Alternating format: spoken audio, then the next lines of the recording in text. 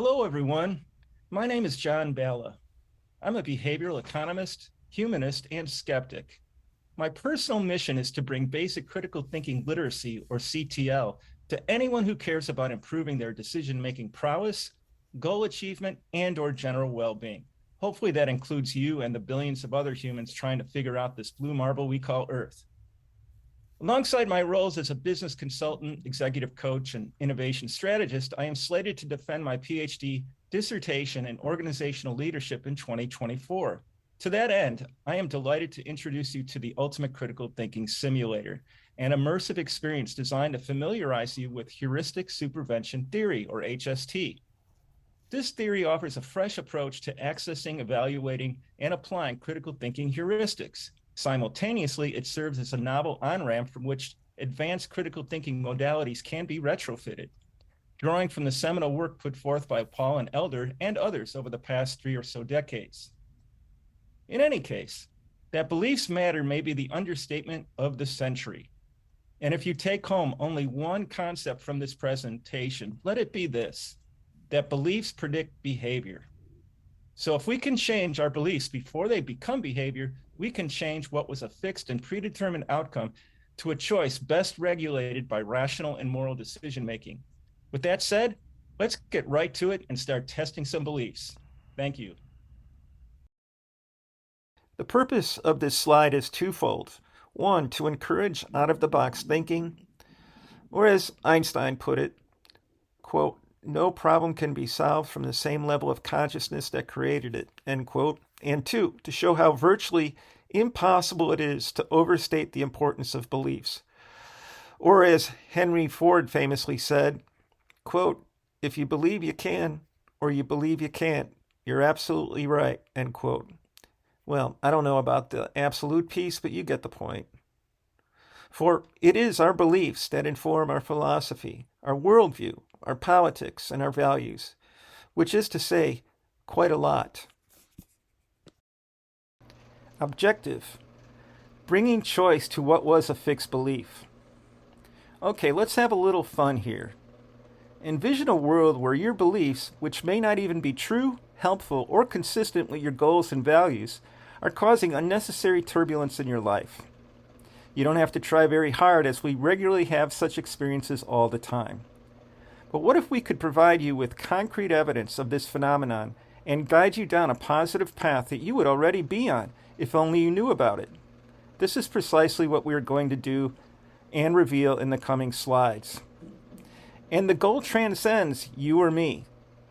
After all, a democracy cannot flourish or even sustain itself if the majority of its citizens lack the skills to discern truth from falsehood, and who regularly fall victim to deceptive practices that are not in their best interests. Here we challenge you to tabulate all the good reasons to up your critical thinking game and then do the same for not doing so. In the end, the choice is yours. Do it for yourself or do it for humanity, but to do nothing, now that you are aware of some of the implications, would be difficult to justify. Background: source of knowledge and theoretical building blocks. Critical thinking being valuable in forming convictions is a widely recognized perspective among scholars and educators in the fields of cognitive psychology, philosophy, and education. As I mentioned earlier, Richard Paul and Linda Elder are prominent scholars in the field of critical thinking who have made significant contributions to its theory and practice. They have worked together to develop frameworks and models that promote critical thinking skills and intellectual guidelines, as well as visual models and modes of thinking. Carl Sagan, the late scientist and science communicator, emphasized the value of skepticism, critical thinking, and evidence-based reasoning in evaluating claims and forming convictions. Daniel Kahneman, while not explicitly focusing on critical thinking, Kahneman's research on cognitive biases and decision-making highlights the importance of critical thinking in avoiding common errors and biases that can affect belief formation. Albert Ellis, the founder of Rational Emotive Behavior Therapy, or REBT, posited that beliefs lead to behaviors, and behaviors lead to consequences. Ellis emphasized the role of irrational beliefs and their impact on emotional and behavioral outcomes. According to REBT, our thoughts and beliefs influence our actions, which in turn shape the consequences we experience in our lives. By challenging and changing irrational beliefs, individuals can alter their behaviors and achieve more desirable outcomes. So as you can see, a great deal is predicated and informed by beliefs.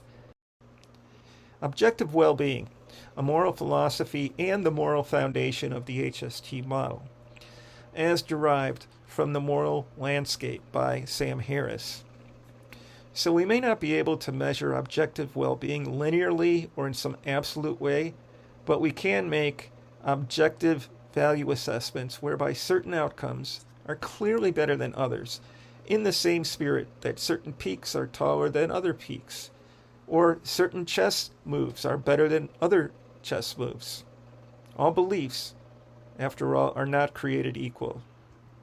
Sticking with the chess analogy for a second, going back to David Hume's is-ought problem, one of the interpretations of understanding that problem is that once we agree to the rules of like a chess game, we know the is. The is the goal. Once we know the is, we can make moves of what we ought to do to achieve the goal.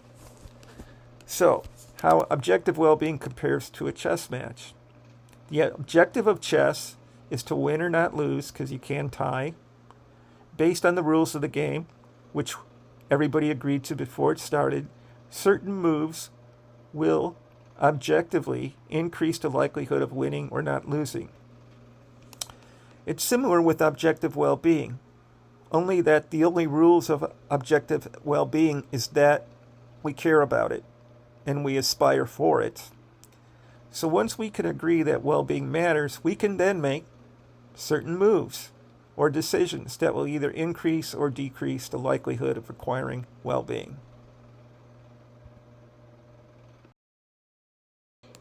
Key terminology and presuppositions. Before we get too ahead of ourselves, it's important for us to be on the same page from this point forward. In that spirit, the following definitions and presuppositions, while not exciting, are essential to the coherence of the presentation. So with that said, here we go. Heuristic, a rule of thumb or shortcut to reasoning and decision-making. Supervention, an extraordinarily profound and consequential intervention. Consciousness, a state of awareness or self-awareness that can be empirically observed and measured. Intelligence, that which enables problem solving and to think abstractly, again derived and measured empirically. Reasonable, rational decision-making. When a belief aligns with a goal, value, and or well-being, we can say that the belief is rational and reasonable. Why? Because the belief, or the ought, is motivated to achieve the goal, the is, or fit with a certain value.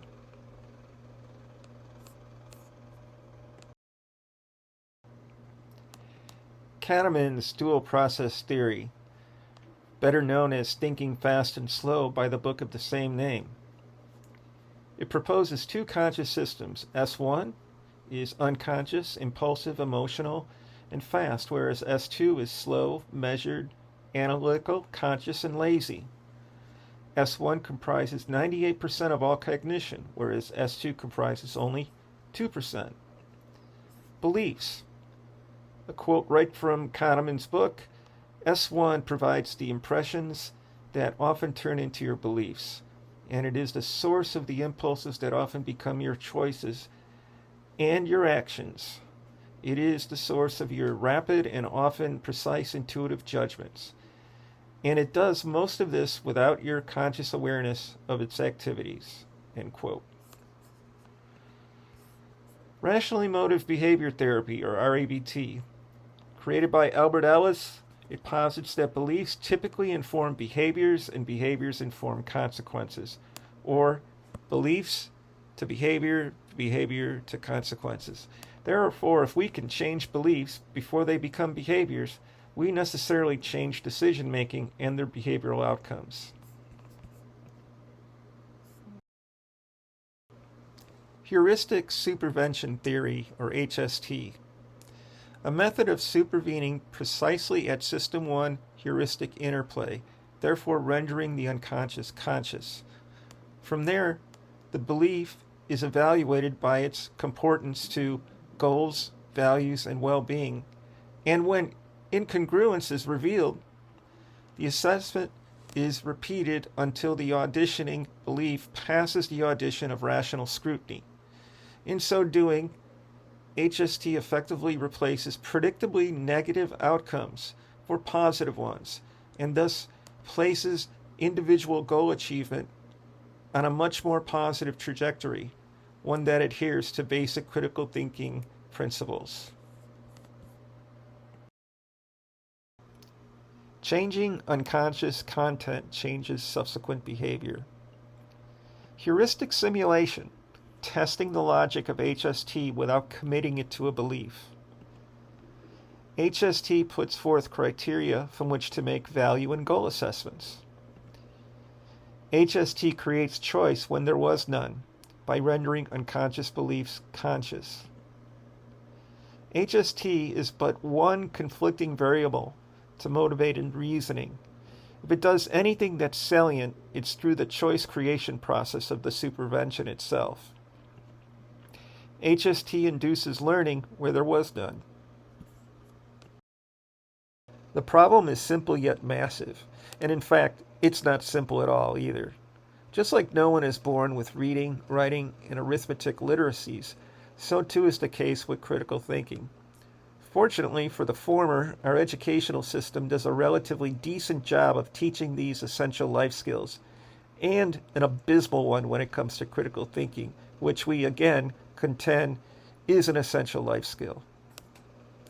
But according to the National Assessment of Adult Literacy, only about 13% of American adults demonstrated proficient critical thinking skills, and that number may be generous.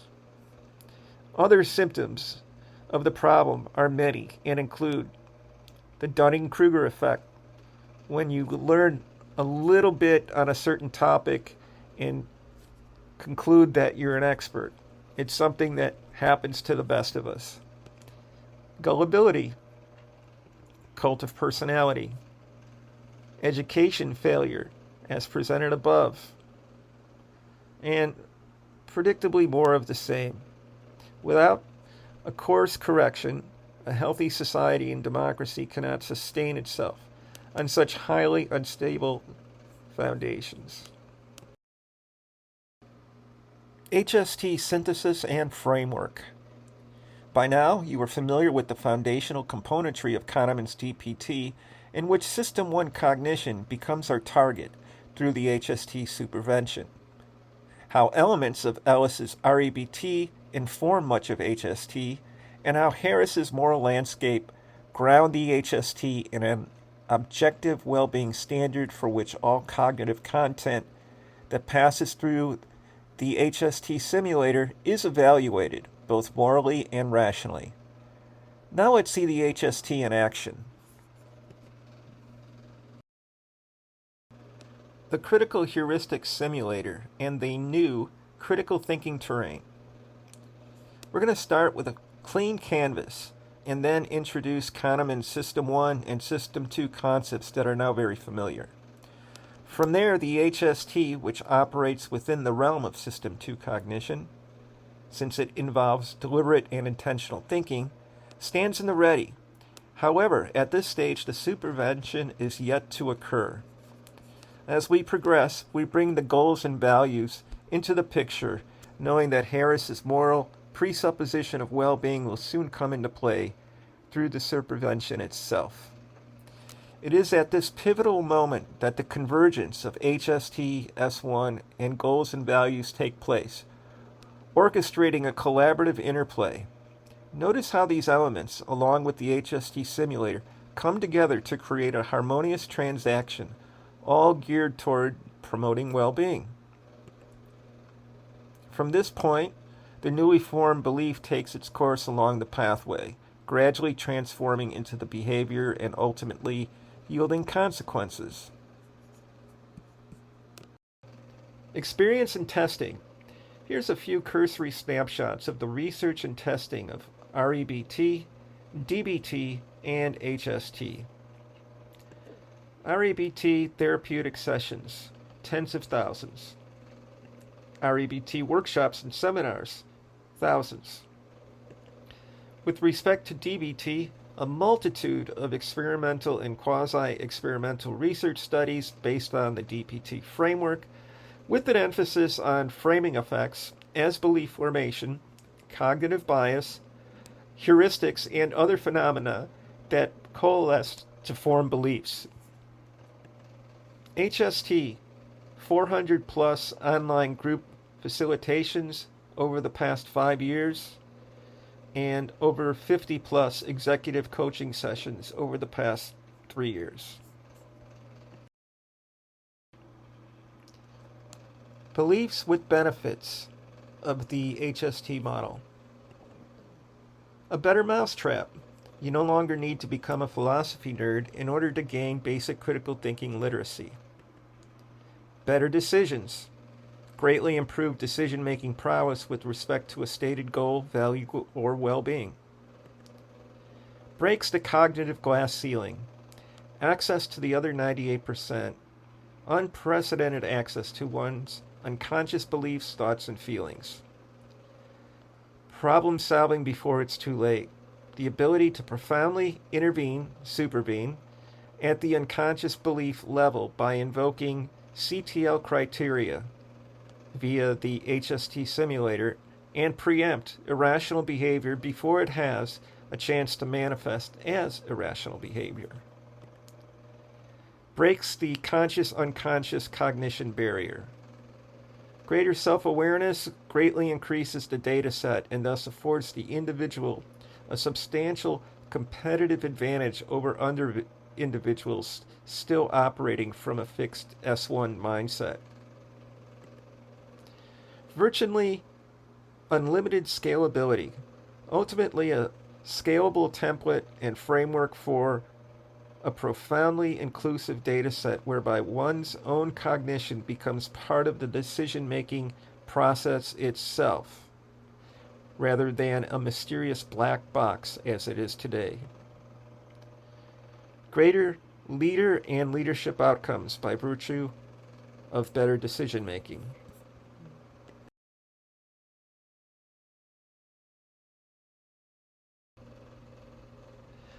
And there's more.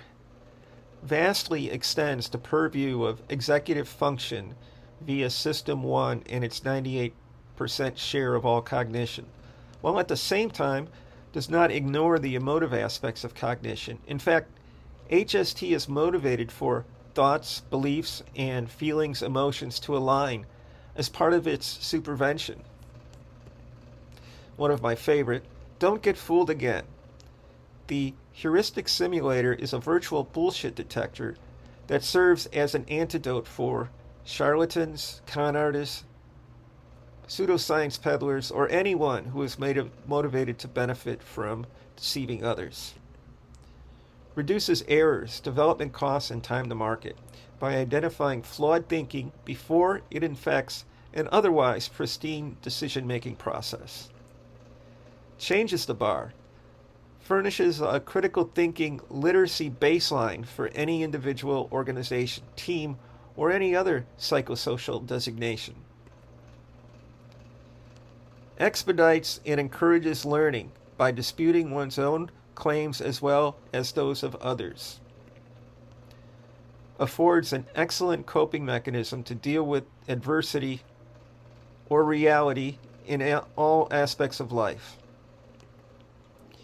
Reduces self-disturbance, depression, anxiety, and other unhealthy emotions by providing healthy alternatives as gleaned from the heuristic simulator itself. Provides a teachable and consistent platform for employees or team members or any group that is motivated to learn and grow.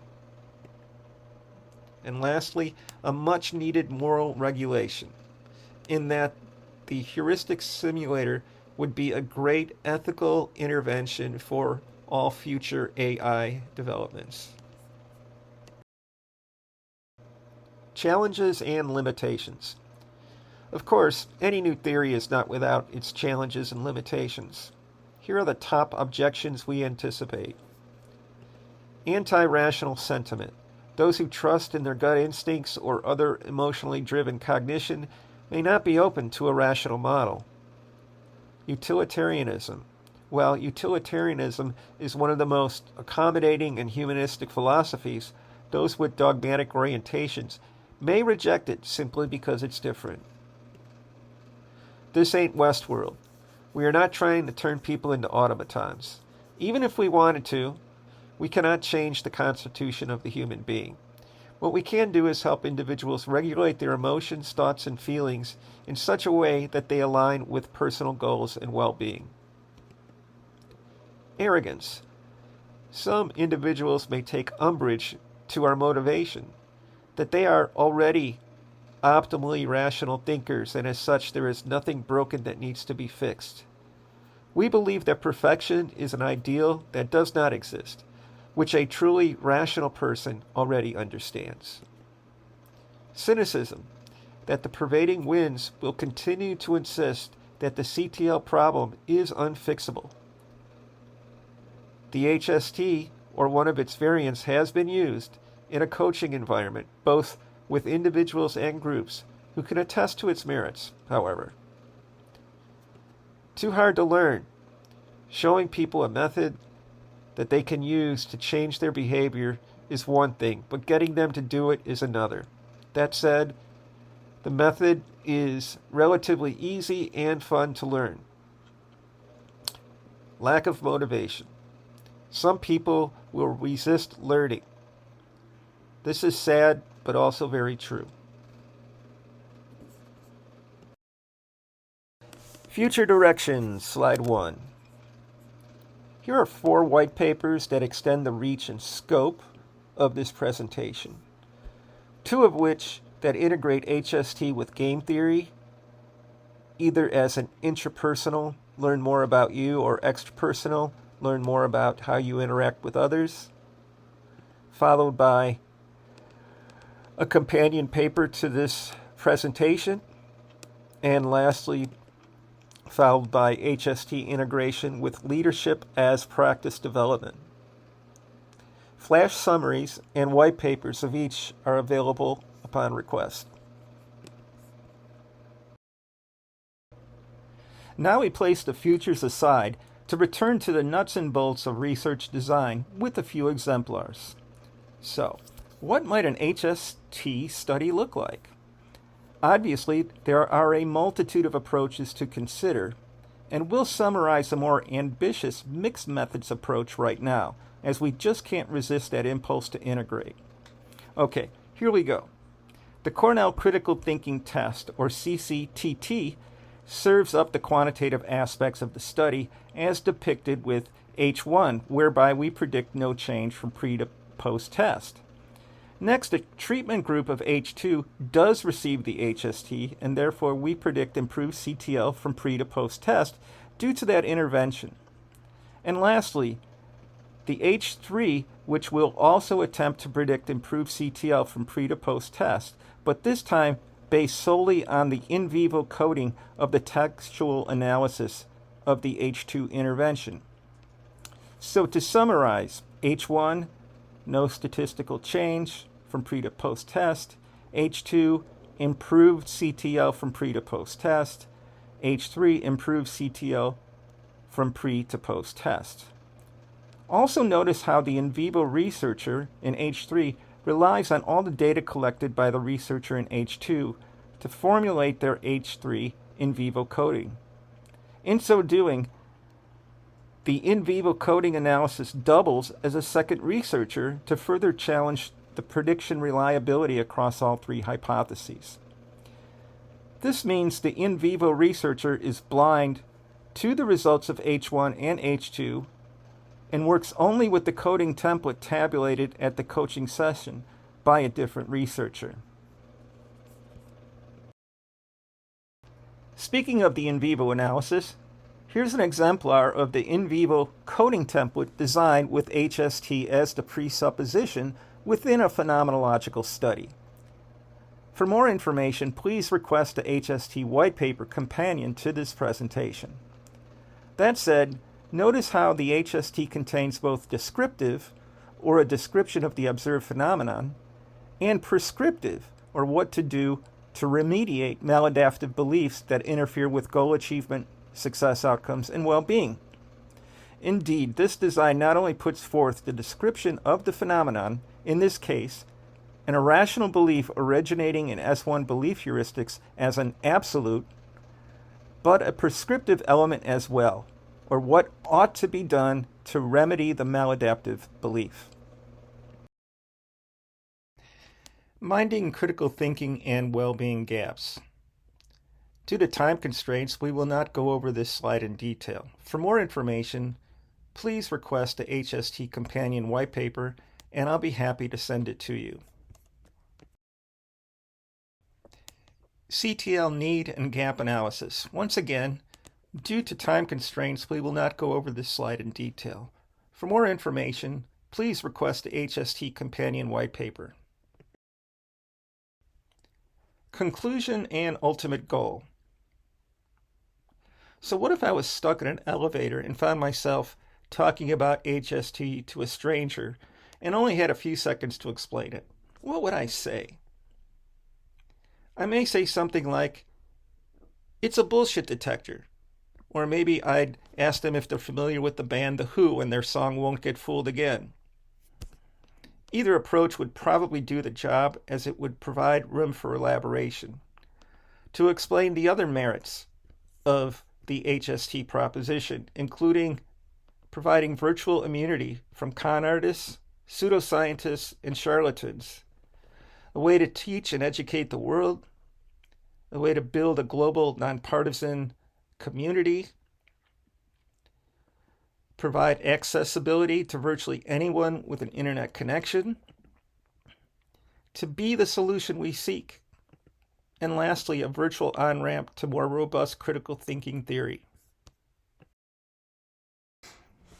And finally, since this is a pre-recorded presentation, synchronous Q&A is not possible. That said, I still want to hear your questions or comments, so please don't hesitate to contact me. And thanks again for your interest in my work.